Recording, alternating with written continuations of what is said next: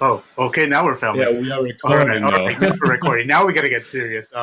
You're listening to the most wheelbite-friendly podcast in the universe.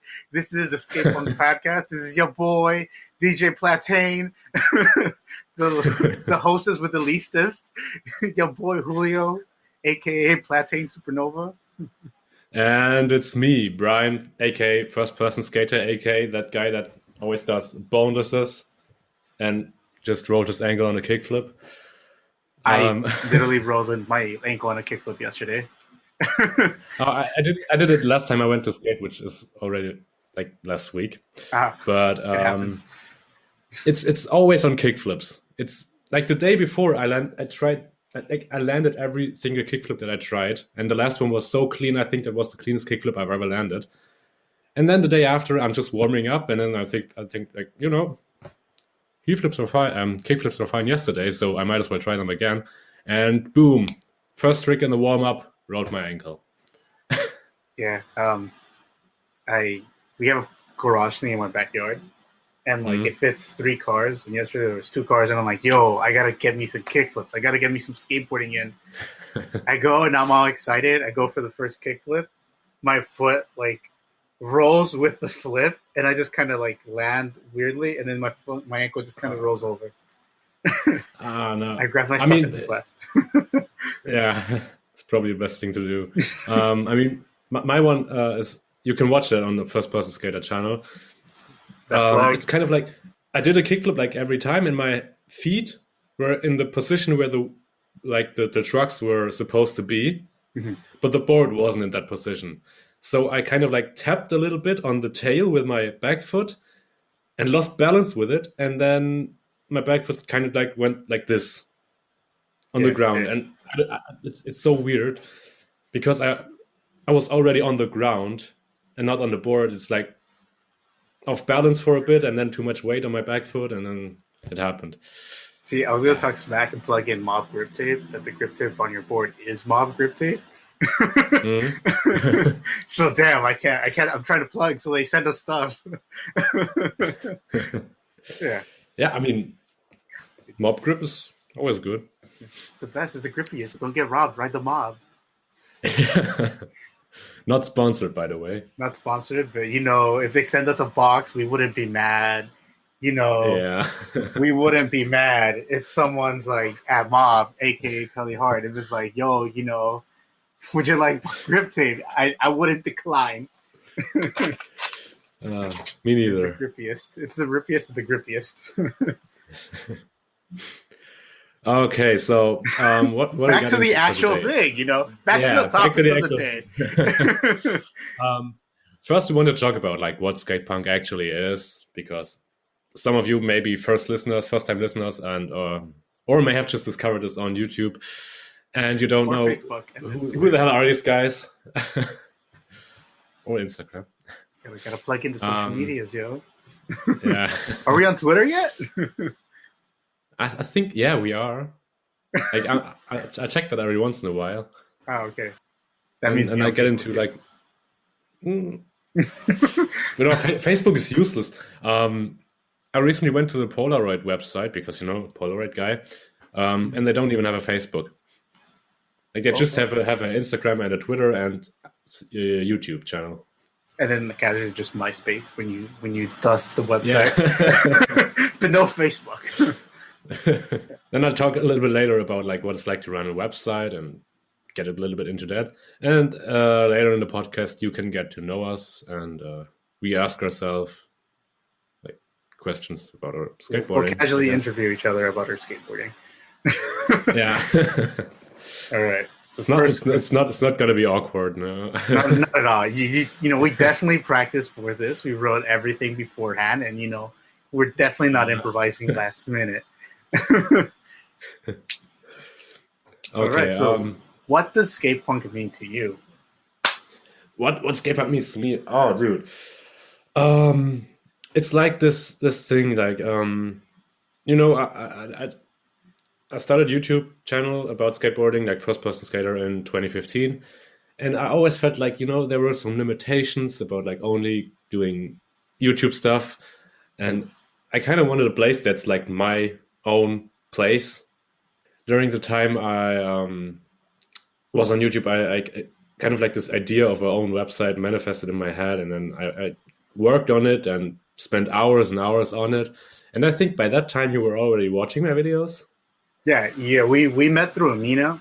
You were like posting like stuff, and I was like, I just kind of watch it just because you kind of see content sometimes, something different, and like you reach a point when you get like so old enough that like you grow past like the Revive kind of crew, so you're like, there's someone out there who isn't cringy, and then I think I just fell on you, and then I started watching your stuff, and I'm like, damn, like I gotta get me one of these first person cameras. This is lit. Yeah, and then this thing of an own website like happened, and it went through many different designs over the years. I think we're pretty good now. Yeah, the website itself was created in 2016, and since then we've posted reviews. Like you are mainly our review guy. I just post like stories, and since I did this, like since I'm posting again, I'm doing kind of like this diary of all my skateboarding sessions, so people can like they have the video on YouTube, which is kind of like my outlet for kind of like to express my, how do I say that?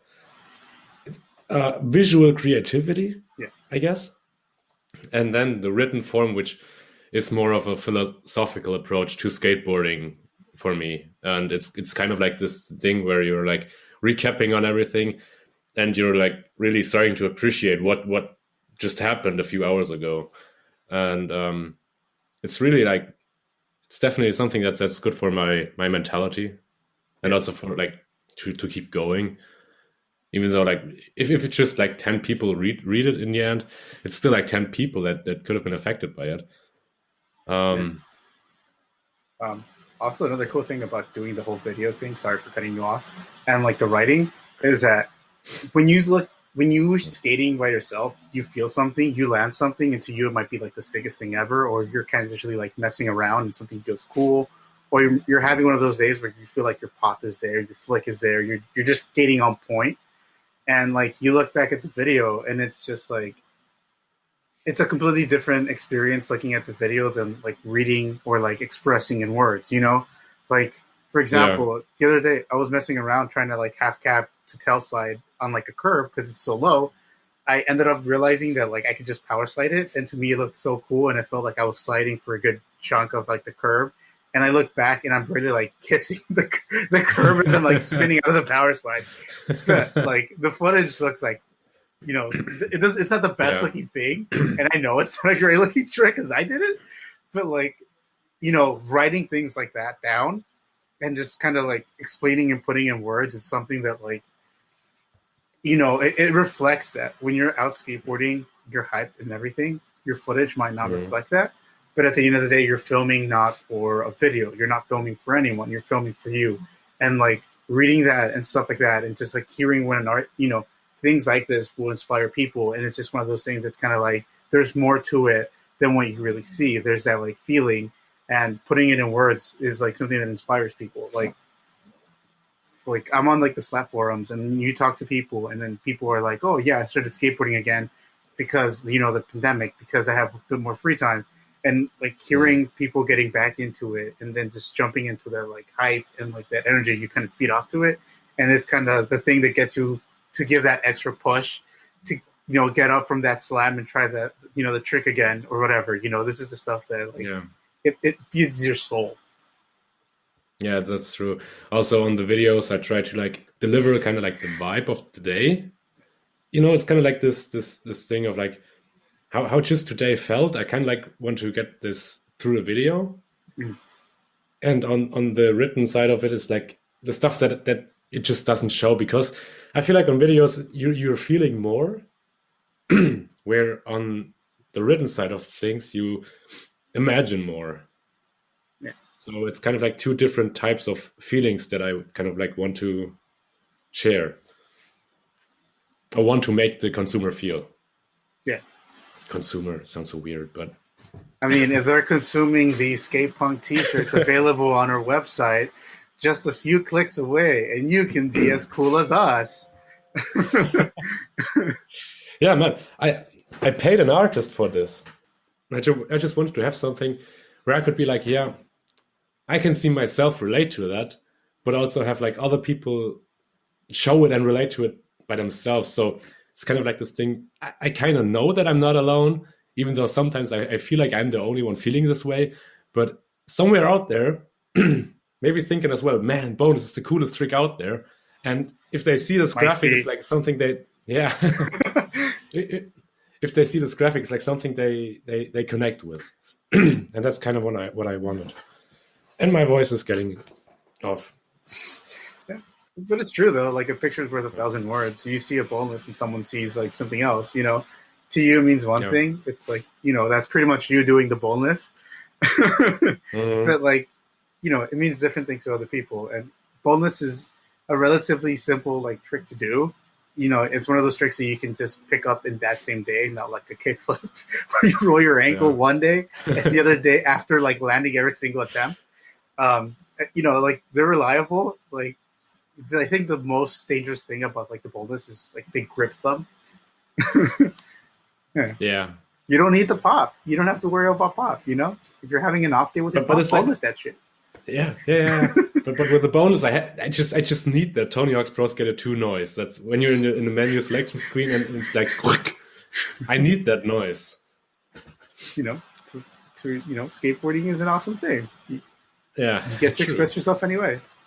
Yeah. On any future plans with the podcast, to get to the next point, I'll have an upcoming guest in a future episode. I don't think Julio can make it, but probably not. It's gonna be like 2 a.m. where I'm gonna be at work. Different time zones. Yeah. Wait, let me calculate that.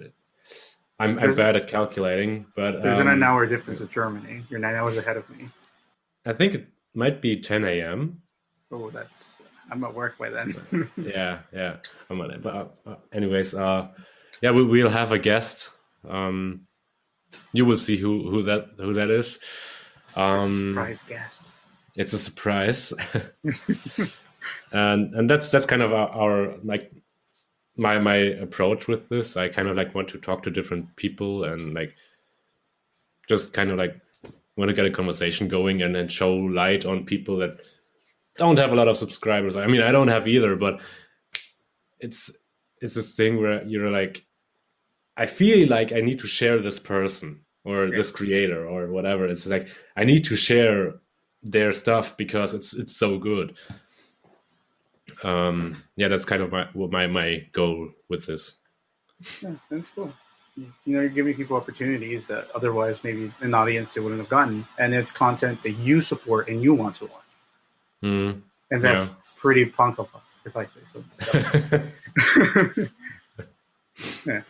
I'll just get to the next point, which is what it's like to run a website. That's a yeah. Well, first off, it's not cheap.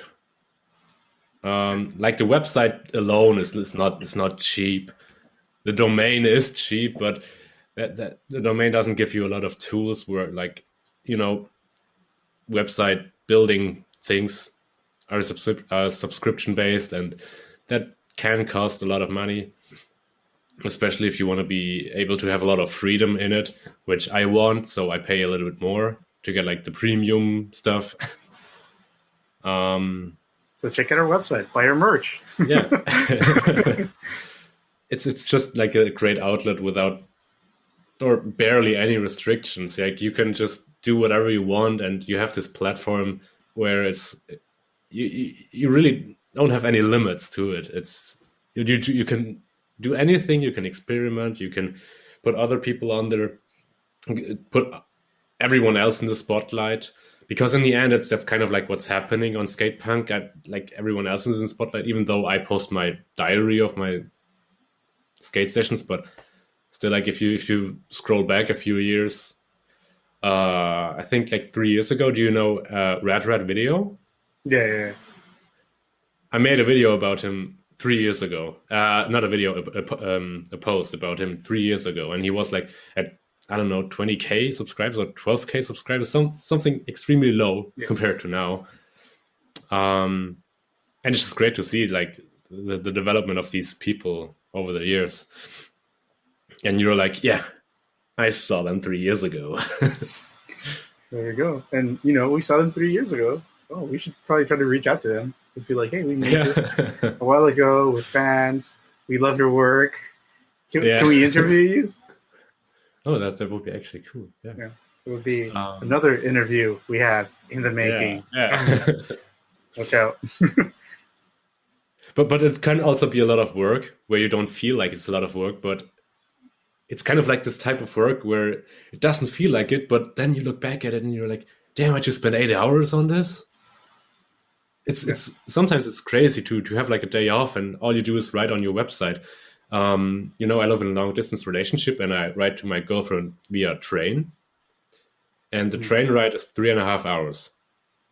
On my last train ride, I wrote 2 articles and I just was typing for 3.5 hours, pretty much. Sometimes just looked out a window and that was it, but like mainly typing.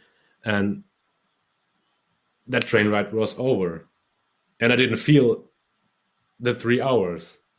I was just in my work. And that's where it can get a little bit dangerous of like, you know, burning yourself out a bit if you feel like you need to push content. Luckily, I'm kind of like off of this idea. And then also a thing is getting obsessed over statistics. But that may just be me. It's like also YouTube analytics. That like most basketball games I don't watch. I only watch the Lakers games. But everything that I watch is like I could spend hours just on the statistics. I don't know what it is, but it's like these statistics, these numbers, they're magical. Yeah. And I think you can get pretty into that with skateboarding as well. Yeah, and then with statistics and stuff, it just kind of shows the type of content that we should put out. You know, like you were talking about it, I think a week ago or a few days ago, where you were letting me know that specific keywords that we use when we're just using titles is stuff that pops up and will usually get us more like views and stuff for things like shoe reviews or like any type of content like that. You know, it just kind of grabs more attention.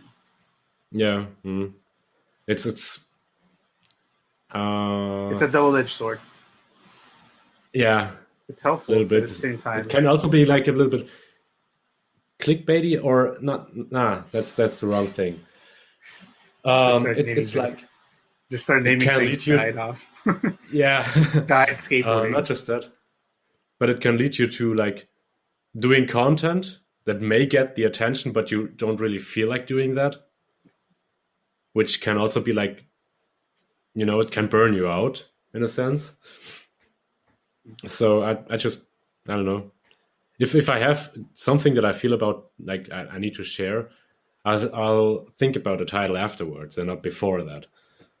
Yeah, but overall, having your own website gives you just a lot of freedom and also like, I don't know if anyone else is listening to this or watching this. Hit me up. It's easy to find my email address. I will gladly give you the platform where you can do whatever you want. It doesn't matter if you do videos, photos, writing, like whatever you want. I will give you the platform as long as it fits with our like philosophy.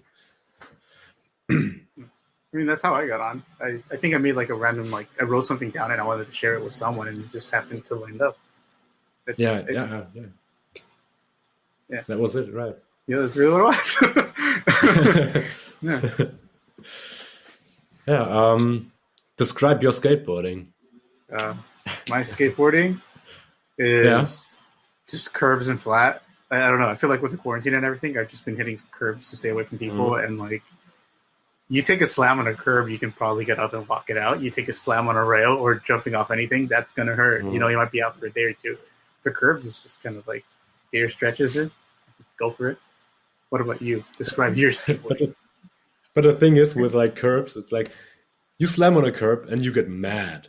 If you slam on something big, it's like, yeah, man, I'm badass. But if you slam on a curb, it's like you get mad. Yeah. That little thing, like, that just pisses me off all the time. Like, But like that's the thing though. Like it's skateboarding, you're gonna get mad eventually, whether you Yeah. just picked it up this week and for some reason you can't seem to get your board off the ground.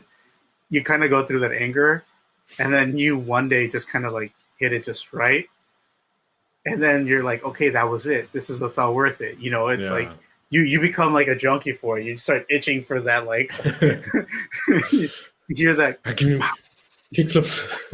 Bonus noise. Slap it, backside slappies.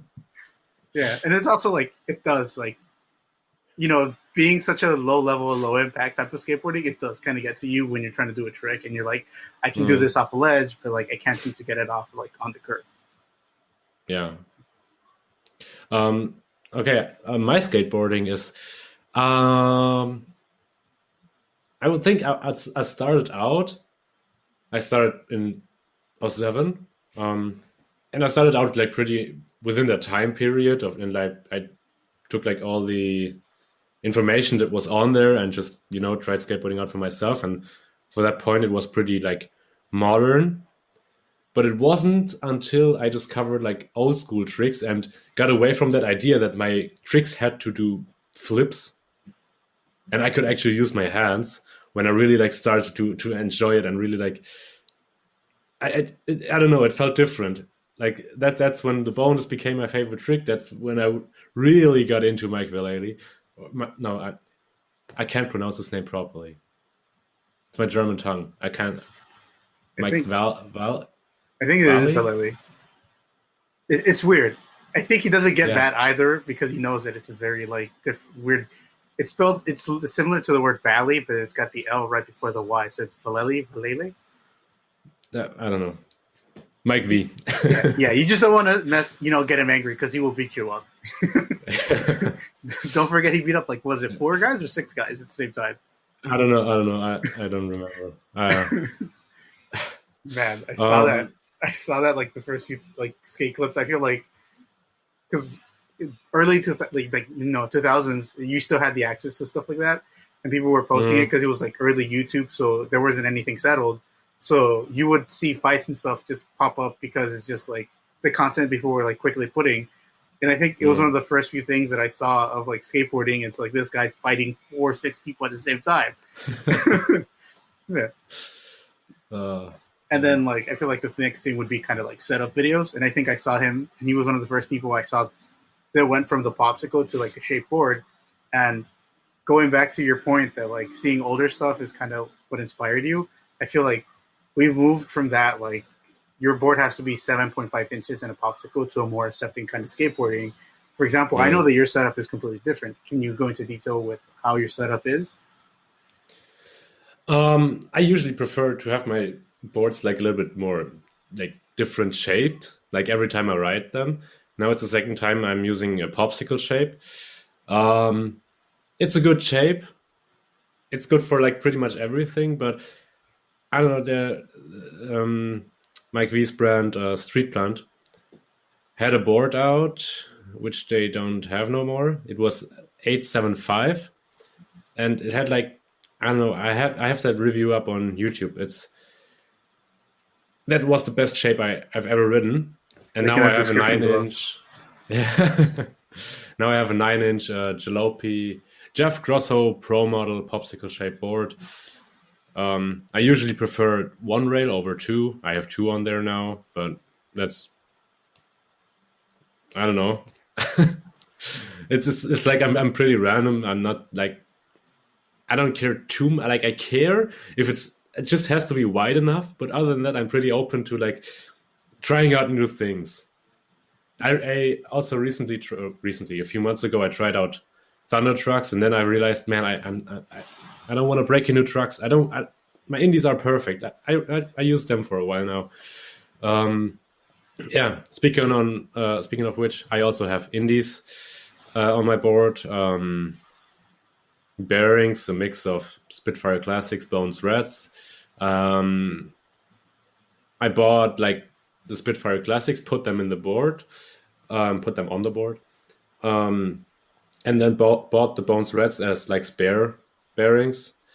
But every time like a bearing does break, or if I feel like, oh, my bearings need cleaning, I'll usually just swap them out. And if I have like a bag of bearings that need cleaning, I clean up that bag, and then I have smooth bearings again. So last time I bought bearings was like what, 3 years ago.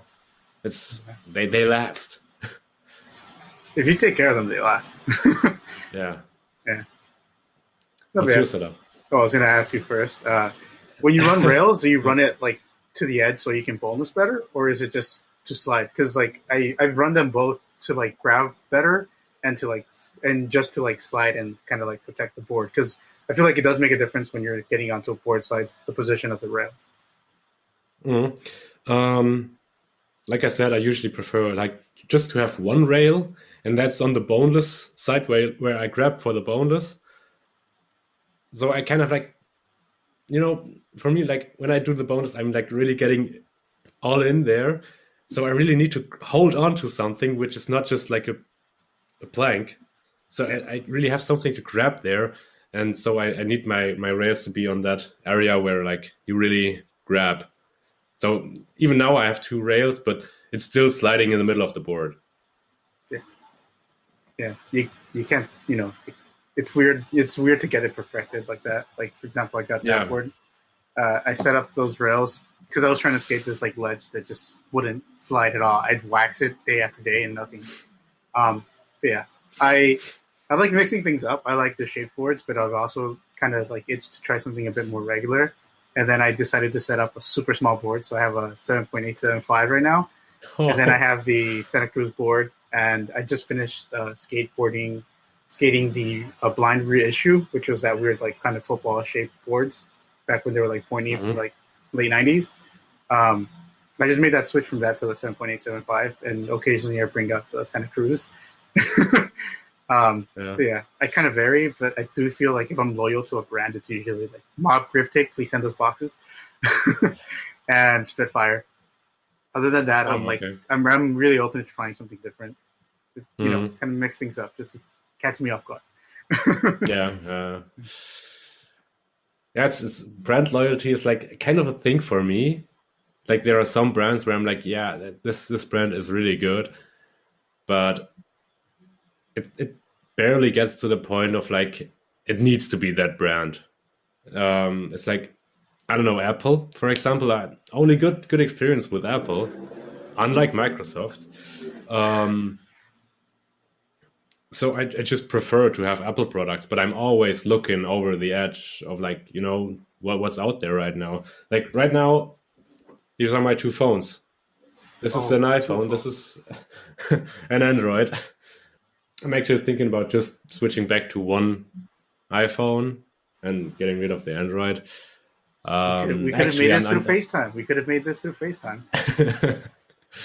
I'm actually considering just getting an Apple Watch. I purchased it earlier. Just getting an Apple Watch and want to try that out as my only like mobile device. Because when I'm out, I really don't need a phone. I barely get calls, and when I get text, it's like usually 1 or 2 words. And if it's something important and I'm out and not at home, I usually am not in the mood to talk about it. Like I'm either skating or at work. And when I'm at one of these things, I can't talk about important stuff. Yeah, that's reasonable. Are you gonna skate with it though, or are you just gonna like? Because they're not cheap. Well, I got Apple Care, and I asked the employee in the chat if Apple Care would cover it because they advertised it with skateboarding. And they said Apple Care would cover it in case of if it breaks from like falling on my skateboard. But I'm actually thinking about like hiding it under like a wristband or one of my like wrist protection things. Wrist guard. Yeah, I know they make cases for like the device itself, so you can maybe try that out. Yeah, it would be interesting to see a skateboarding review with the Apple Watch. Yeah, it's nice. Do you have any skateboarding pet peeves? I don't like when like grip tape gets dirty. It gets really annoying and it gets in my head. That and like all like these jagged crooked lines. it just kind of gets to me and it pisses me off. Other than that, like I don't really have that much of a madness. I'll just joke around and do some specific things. But nothing really crazy. What about you? I don't like redoing stuff. To me, that kind of like ruins the whole idea of like, having a trick feel natural, and your tricks just aren't always perfect. And having like a sketchy trick, if it's like so sketchy that you would barely count it, I'd be okay. I redo that. But usually, like I don't care if I tic tac once or something. I just feel like also when I'm recording, it just gives this more natural feel to it. Like you're actually watching me skate and not just watching me practice. Yeah. And also, I don't see the fun in redoing. I don't feel fun doing like the trick 5 times just to get one clean one. That's definitely one pet peeve. Another one is that like Game of Skate rules. It's like they automatically adapt from the barracks, and it's like I can't do anything. Like I know how to do most of the stuff, and I have won some Game of Skates in my day, but I don't know. It just I don't really feel it. I know that there have to be rules because otherwise things would just get way out of hand. But it's like I don't know. It's I don't know. I feel like people are too like they're on a railroad, and they're all on the rails all the time instead of like being in a car or on the bike and just be able to take a turn. And they just have this like one-sided idea of it. Yeah, and flat rails, but only when I'm grinding them. But I'm not doing that anymore. See, I never got into rails. They just scared me too much. The most I've done is like a board slide on those like curved rainbow rails. Mm-hmm. Anything past it is just like I feel like I'm gonna sack, and just no matter how low the rail is, just gonna sack. I had a flat bar, like one of these the ones that you can like Lego together. Oh yeah. Cool. And I tried to learn 50/50s on that. And since then, I don't think I've ever tried to 50/50 a flat rail ever again. I learned board slides on that, and board slides on rails are cool, but grinding on rails, no. I'm out of here. Yeah, it's a different field game. Yeah. Also, it might have been my trucks because back then I rode like 775 deck. Oh yeah, those truck size makes a gigantic difference. I learned 50/50s on a curb because I've just kind of been like skateboarding more, so I feel like I got this like second wind. I've been skateboarding consistently, but like I got the second wind where I'm actually like progressing with stuff. And I settled for slapping instead of popping onto tricks. But with 9-inch trucks, I learned how to ollie and go into the 50 and like pop out. I've been trying to get it down with the 7.75 trucks, but like they're just so small that like I either got to do it perfectly. I don't have that like I can't even get like the pinch because there isn't that much space. Whereas like a wider truck, you kind of get to like you get more room to roam around, and like any imperfection won't be as drastic as like on a smaller truck. Yeah, it's tough. It's tough. It's just getting back to me. the trauma. That and like you get to really fill out like the concave, and there's more to the board if you're riding like a wider board than like on the thinner board. Like the board I'm riding, it's super flat, but if I'm pretty sure it feel better on like an 8.3, 8 point something. But because it's so flat, like the concave just feels non-existent, and I'm skating back, They're known for their board feel, and they all have great board feel, but this board is just so flat, I might as well just be like walking. Speaking of flat boards, what do you think of riding over your board with your car? Oh, to like flatten it out, or to like, or like any ideas of that? Like, it's just mortifying. It's like I've heard the stories of Daywan doing it, and I saw that Neen Williams posted a video on his like YouTube about it, and it's insane. It's not good for your board right off the bat. I think Schmidt Sticks talked about how people like there's like these bands that run like like the atoms or something, or the molecules in the board, and you're snapping them, and like you're breaking them like that, so it's not going to last that long. I can't skate flat boards. Like I need like a steeper kick, or else my board just kind of flies off. Like I have a girl board that I skated. I don't even know why I'm saying full word, but I skated for a while, and my foot would just fly off. Like I'd be trying to flick off, and like I have to really like get in there, and even then, it's not assured to me that the board's gonna flip, and it sucks. What about you? Yeah, I don't know. I've never tried it, but I've had like flatter boards in the past, but that was still when I was on 7.75-inch decks on toothpicks. They really are. Yeah, it really feels like it, especially if you have like some super loose trucks. Then it's like you're never centered. It's always like you're going like this with your feet. Yeah. It's so weird. I don't know. You're just immediately tipping over regardless. Yeah. That's it. You're never really like staying there. Yeah. So it's also like I just love having a white board and really being on the board and feeling like, I don't know. It's kind of like driving in a modern, bigger car. You have that feel of safety that, like, it's still dangerous, but it feels safer. Yeah, it's kind of like that. And if you're driving something from the 1920s without a seatbelt, yeah, we progressed past that for a reason.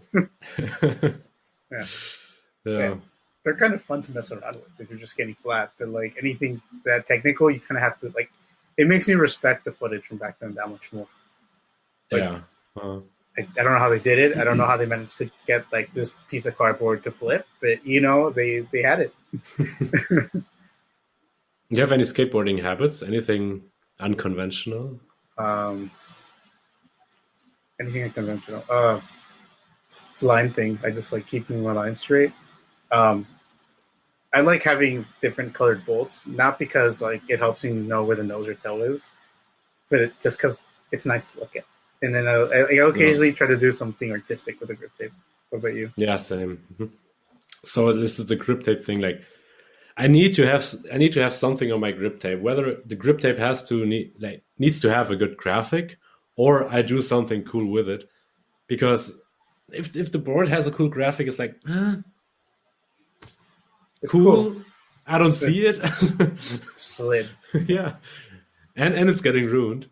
But still, like, I need my boards to have a cool graphic, which kind of sucks on the Grosso one because I don't like that graphic really. I just got it because it's a Grosso board. But yeah, RP. But I'm a huge fan of good graphics. Like a good graphic can sell a bad shape to me. Oh yeah, it really can. And then also the grip tape needs to be something artistic, or needs to have some graphic that I like. And then something that I always do before I go skating or go out, I have my board and I like roll on every wheel. Oh, okay. Not really to test it or anything, just because I want to get like the noise. You know what? I feel like that noise is actually kind of soothing. It relaxes me for some reason. That like spinning noise when you're bearing to, so I need to get that little bit of dry and just hear that. Yeah, it's nice. It's nice to hear. Are helmets a habit? I don't know. Safety first. If that's how you work, that's how you work. In fact, as of recording this, 31 minutes ago, article was published about my view on safety gear, because I have a huge emphasis on safety gear. It started off way back in the day, like 2012 or 2011. That was like when I was still like an older teenager, but still growing. Yeah. You're kind of like growing for a while. And during that time, I had a lot of knee pain. So I got some knee pads that you could wear under your pants and nobody would see them. I got the ones from 187 back then. and I had them for years, and then just lastly I couldn't find them anymore, and then I ordered the footprint knee pads, the ones that you can also wear under your pants, and I'll also have a review about that in the future. Right. Yeah. How So do yeah, they feel? Oh, sorry. they actually feel good. You don't really notice them.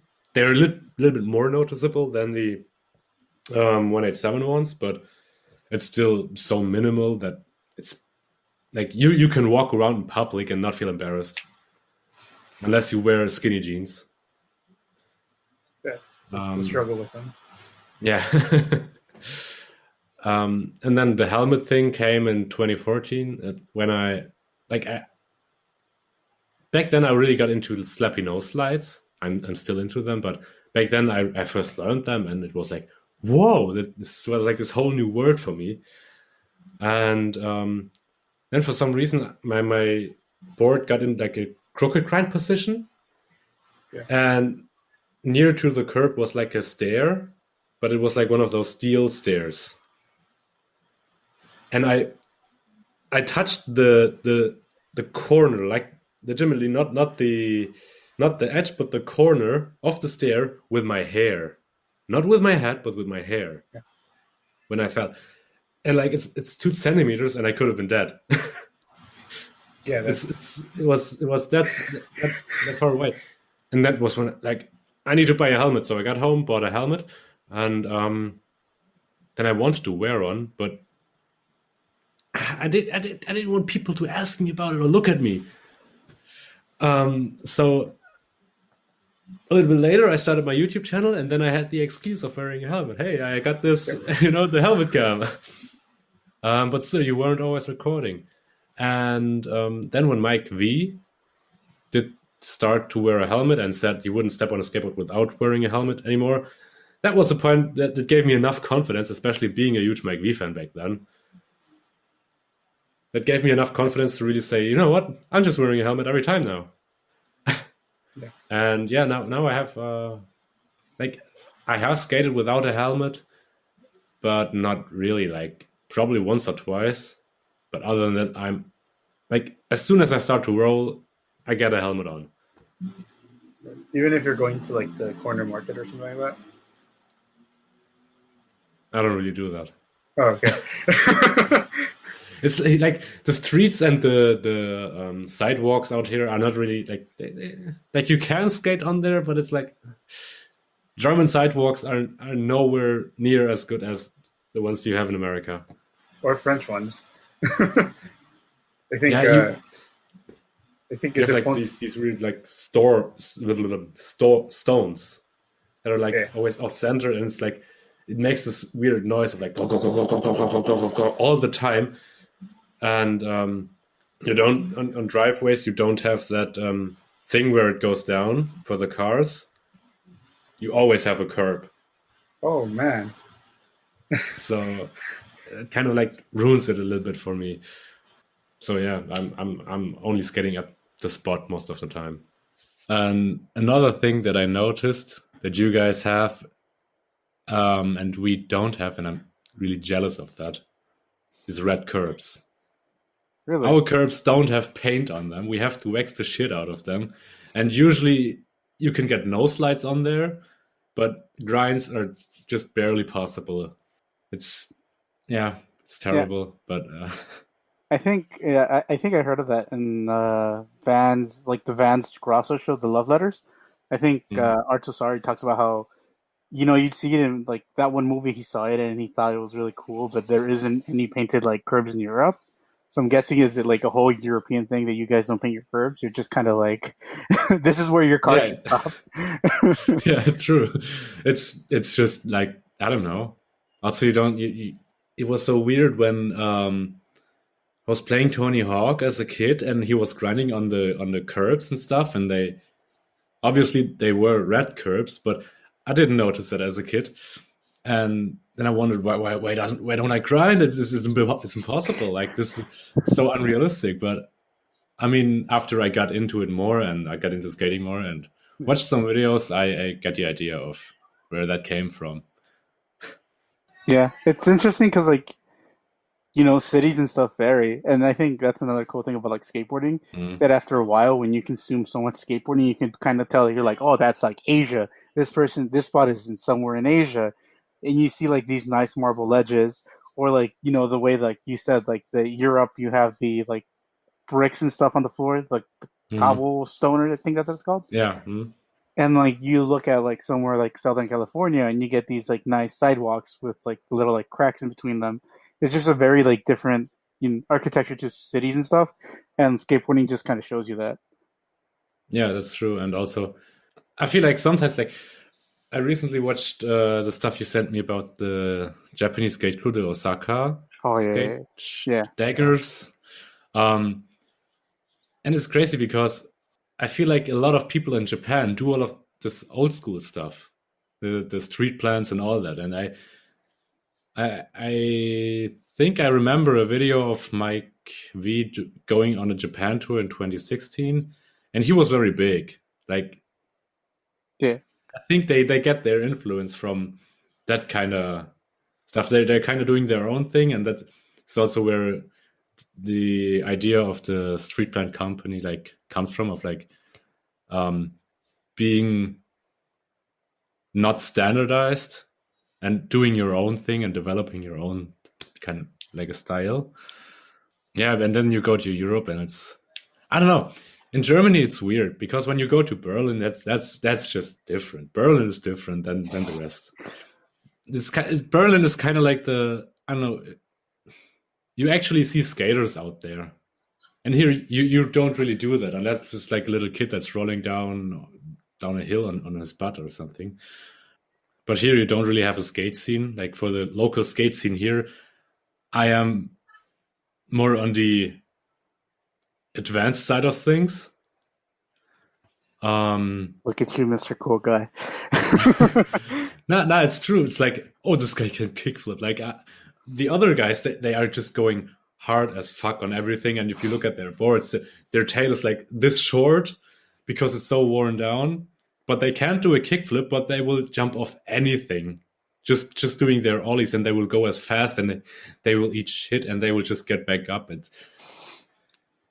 It's like they don't know much, but they go hard for like what they know.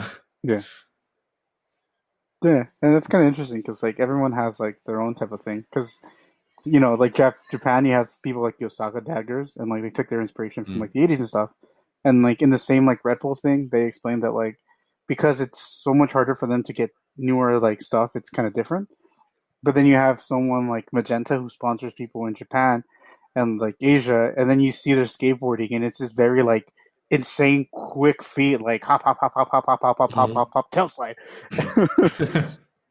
And just kind of like there's like that difference. You get someone who's power sliding 900 Mhm. into like a tail slide, and then you get like these people who are like hopping over all these things just to get to like an obstacle, and it Yeah, just kind of blows my mind how fast these people are doing yeah, it. yeah.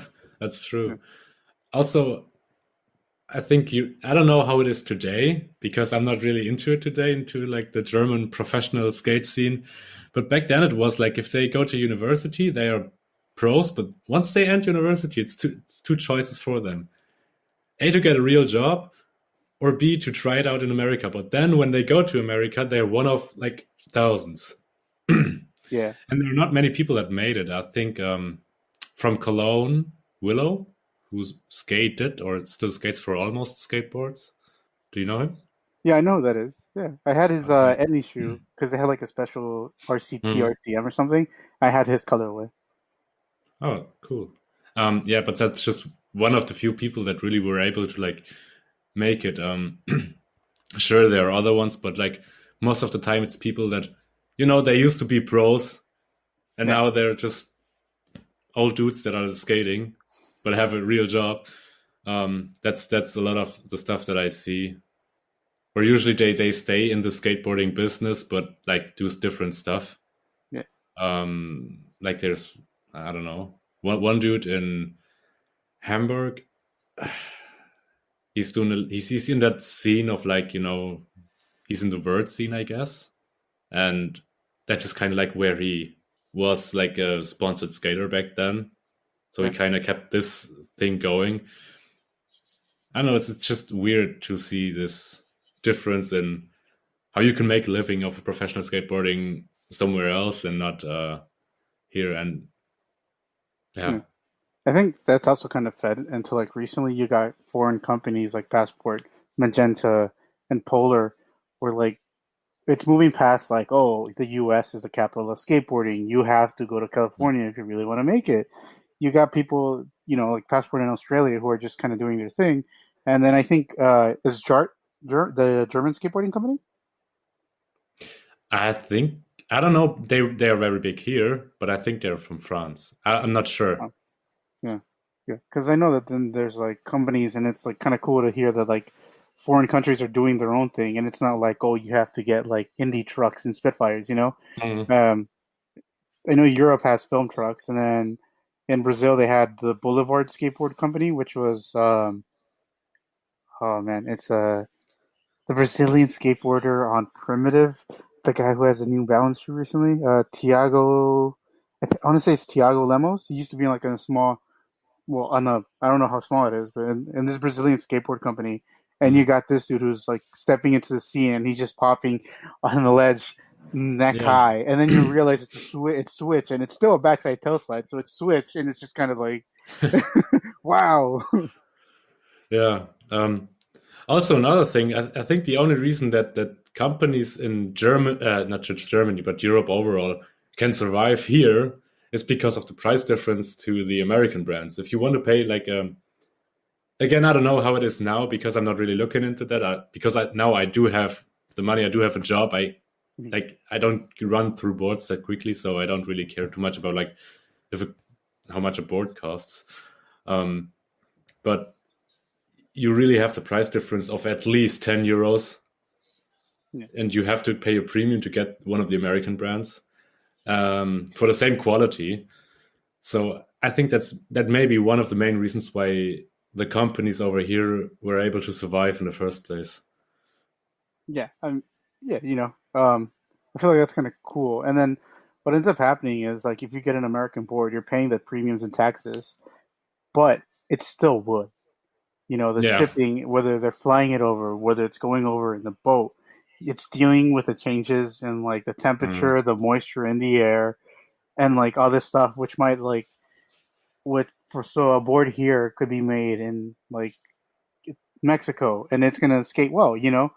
So I Yeah. imagine it gets all soggy and weird, the same way that like skating a board from China just kind of feels off. Like girl skateboards feel like, at least the last ones I've skated that weren't like special tech or anything, they would feel mushy. Um, I like Dwindle because their boards are like a consistent board, so you're gonna get the same shape over and over again. But this thank you board I have is made it from China, and I think they use the same wood shop. And like you tap it on the ground, and it sounds hollow, and like you Mm. start skateboarding it, and like it feels mushy, and it feels like I'm gonna land wrong and just kind of like snap through the board on like a heel flip on flat. Yeah. Yeah. Hmm. Or when But you can speak, like land with your feet like a little bit off and then it's yeah, like stretches out into different directions. Yeah. I hate that. Speaking of gear, with at least in the U.S. we faced it due to the coronavirus and handling it completely fucking wrong. I'm sorry for cursing. Have you guys have like had like shortages of like skate stuff?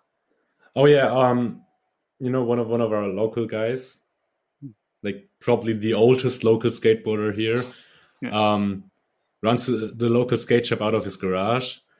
But it's everything is like registered and it's like it's a legit skate shop. It just so happens to be in his garage. Um, and he says it's so hard to get stuff. Yeah. He's slow on wheels, bearings, and all of that. And he just told a story about that one guy who has a bigger skate shop. And once the delivery with Richter wheels came in, that guy almost bought everything. So our local skate shop got two sets of wheels, Richter wheels, and that other guy got like the rest. It was crazy, but I don't know. There is definitely a shortage, and it's very hard for him to get to trucks at this point. Like trucks are probably the main thing that it's hard for him to get right now because decks he has enough decks. That's good. But Yeah. the rest is hard to get. You know, you have people who are somehow behind the industries or something, and then people their own shops are on there. So someone like opened up about how like now things are weird and companies want to be assured that you're going to be able to pay for stuff, or like you're going to pay back a big or enough order, and they're just looking for that security, so they like force you to purchase a specific amount. And then there's this like skateboard shop in like Portland. I don't know if you've heard of CCS. Yeah. Yeah, and they have like this other sister store thing called Daddy's Board Shop, which focuses on like, longboards. And someone explained that because they're releasing, like they might be having like stage 12 for indies and stuff. They might be pushing stuff out, but the thing is that now to make the order, you don't buy like, oh, I want 20 of these trucks, and then 50 of these trucks, and then 60 of this size, like the different sizes. What they're doing is you have to buy a whole box of like a specific size, or else they won't sell it to you. So it might be the reason why like some company like that store specifically has had these wild prices for trucks.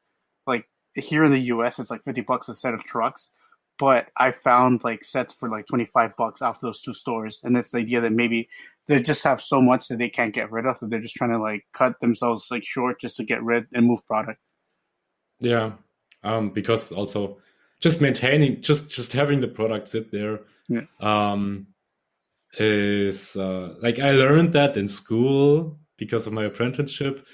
It was called Totes Kapital, which translates to the money you have that's basically dead. So it's just sitting there. And also something else that's actually selling could be sitting there. So you're actually losing money by having it. So that's why sometimes you just need to get rid of things. Yeah, that and right before everything went down, and they just caught flack because of their logo being like a white supremacist, like neo-Nazi type of thing too. Just right before everything got the way it is now. Yeah. I don't know if you've had the chance to do this, but like when I heard that things were getting cut back, and because in the US it's kind of like you go to your local shop and they either have this like small brand, or like they might have like a smaller shipment of wheels, like you said, with like the Richter wheels. What people have been saying is that like smaller companies have had a chance to shine because their product is what's left over and people aren't buying. And people are either panicking and buying a lot of stuff, or just kind of like it's time for them to buy something, but they can't buy their go-to product because of everything that's going on. I've been going on like eBay and like these like secondhand stores and stuff just to buy like certain things. And like people are like blowing up the prices. I think when everything started kind of happening, people were selling Spitfire wheels for $60 when in reality they're like $35. And also what the shop owner told me, like earlier during this whole Corona thing, was that since the whole quarantine thing and all that happened, he started to sell boards like crazy. In fact, he sold by like the middle of this year, he already outsold like his whole last year. I don't know. It's like a demand that you couldn't expect and couldn't prepare for, and now you can't like keep up with it. Yeah, it's crazy. Like for example, I haven't been going out because, of course, you can't. In the U.S., you can't leave you shouldn't leave your house unless you have to. So my thing has been like I kind of panicked and I bought like 2 or 3 boards. Like I have an FA board I'm sitting on. I have this like super gigantic slave board I want to set up, but at the same time I got like these 3 other setups from stuff that I've been like panicked purchasing. And it started off with me like, you know what? I'm gonna buy a set of trucks just to have a set of trucks after I go through these trucks. And like slowly I've realized that this box that I have where I hold like a bunch of like backup skate stuff or like old skate stuff, it's slowly starting to get more full than I expected it to. And it's just, probably 4 setups right now. Yeah, like I'm fighting the urge to be like, yo, I got these 215s.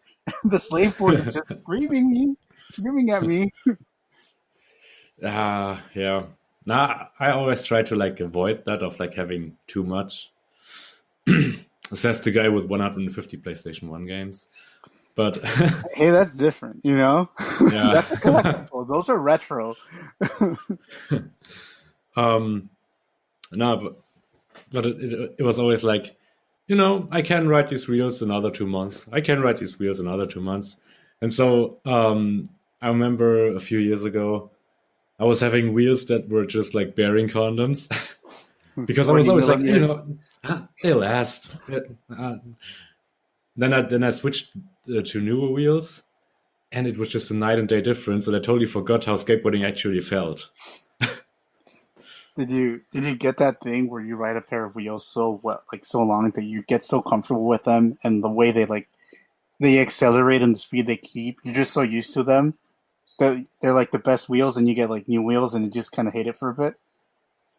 No, it was actually like I got so used to them to feeling every crack, to feeling every inconsistency on the ground that I rode, and just to be slow as fuck and having to push very hard. I got so used to that it was like I bought an entirely new setup, but all I did was just switch the wheels. Um, yeah, it went to that point, but now it's different. Now I have like super big wheels. They're actually for bowl skating. Um, I don't know why. I just like that. I just like to have somewhat bigger wheels that are not soft wheels. Yeah, that they last longer. And if you're skating these like this super weird flooring with like the tiles, with the rocks and everything, it does help Mm. roll over stuff. Like Oh I, yeah. It's a yeah, super smooth ride. it's it makes a night and day difference. And Yeah. here it's like you can get away with like the bearing condoms, and like I've done it because I with the old board I set up, I wanted to try the like smaller wheels, so I bought some like secondhand like super shrunken Bones wheels, and they were great and Mhm. everything. But like switching over to like a 52 millimeter, you feel the difference. And my usual size is 54, so I was just kind of Mm. like, you feel the difference, and then you go to do a trick, and then you get that wheel bite that you wouldn't have gotten with like the super small Ah, wheel. yeah. That was also a thing, right? I started to get wheel bites, yeah. Yeah. And now I have like a lot of wheel bites, but I know You it, that comfortable ride. it's You true, know, yeah. that's the That's best worth part. it. I mean, that's in the end, that's what you do 90% of the time, anyways. You just ride. Doesn't matter if you just run up for a trick or anything. The ollie, like if you ollie down a stair set, the ollie is just a very small part of it. Like 90% of it is riding your board. And that's also why I feel like a lot of beginners, they get a new board and they're like, yeah, I want to learn how to kickflip. I'm like, just ride your board. The more you ride, the easier the kickflip will be in the future.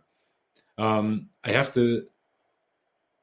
I know this one local skater who's like just riding a lot and riding up and down ramps and just enjoying that. He doesn't know a lot of tricks. His ollie is pretty bad and all of that, but Throw him under the bridge. Wow, the yeah, disrespect. just due to the fact that he's riding so much and has such a board feel just from riding it, made his very first kickflip attempt actually look like a kickflip attempt. You know what I mean? Yeah. It's like he actually knew how a board worked just by riding it.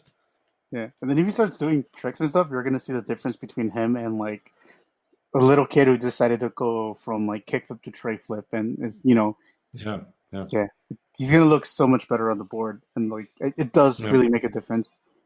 You can really see the difference when someone has actually spent that time pushing around, and like Mm. how they look when they actually skate and stuff. That's why I I look like I think just picked up skateboarding last week. I think we could wrap it up now. We got a lot of time under our belt. All right, you want to plug anything in? Buy our stuff. Please buy us stuff. Check us out at skatepunk.eu. Yeah, and also the shop, just go there. It's worldwide shipping. It's good quality, feels comfortable. It's It's nice, punk nice, AF. nice graphics. It's punk. Um, Support local business, support small businesses and sites. true. Unlike Thrasher and other magazines, we're not ever gonna be running military ads. Yeah. Rihanna's never gonna wear us. They're never gonna catch us. You're never gonna patch us advertising anything lame. What other site can you reach out to the writers? Oh yeah. You think my article sucks, go for it. Like if you think my review sucks, you want me to review anything, you're free to email me. Leave a comment. You know what? Say something negative if you want. If you really want to, I'm down to argue with you. Oh, well, while you're on it, check out the shop and make us really mad at buying a shirt. Hate buy a shirt if you're really that mad at us, and burn it and send us a video. Just do it. Yeah. Hate buy it. Hate buy it. Yeah, and if you're really mad, buy a whole pile of them as this. Just a gigantic pile of them, and send us a video of you setting those shirts on fire. Oof. We wouldn't know how to react to that if you really wanted to hurt our emotions. Yeah, but website ads are pretty bad. They don't pay well. But the shorts do. I think last time you told us we made it 8 cents, right? 4 cents. Oh man. Okay, cool. You know what? You have a PayPal, right? I'll PayPal you the 4 cents, so it's actually 8 cents, and I'm not lying. Just for my ego. Oh, we could add a donation button. All right, cool. That sounds reasonable. Just in case someone feels like doing that. Yeah. Just 25 cents a day to keep this website running. Wait, 25 cents? I'd have to do the math on how much that would cover, but how much is a website? It's different. Like if I had to add everything up that I used just for the website, yeah. I don't know, we would be close to $200 a year. Oh, okay, that's reasonable. Because 25 cents a day, and there's 30 days in a month, so that would be. Let's see, what's the? Okay, so 2 weeks is 14, so that's 20. Okay, so you know what? I'm gonna bring out a calculator. That's it. I was gonna do it in my head, but I'm not. 0.25 times 365. That equals $91. And next thing you know, that's half of our website rent. Oh, right. So you can donate your 25 cents a day, or you can just donate like your $100 right off the bat. I mean, it would just be cool, like, to not have to pay for it. Like if the numbers weren't red, that would be cool. That would be amazing. Yeah. So anyone listening to this, thanks for listening. We love you. We love you. We really do. If you ask nicely enough, maybe by Christmas, you can find us, either one of us, under your tree. All right. Thank you all. I love you. Take care. Make sure to check out our website or social media. DM us. Let us know if you want somewhere to share your articles. Ask more questions or something that we forgot about a review, or want to know anything more about a story. All right. Cool. We love you, and have a good night or good morning. Or I don't know, good whatever you're doing right now. Yeah, exactly, whatever you're doing. Stay safe and wear your masks. Use protection. Yeah, and yeah, both outside and indoors. All right, bye. All right, bye.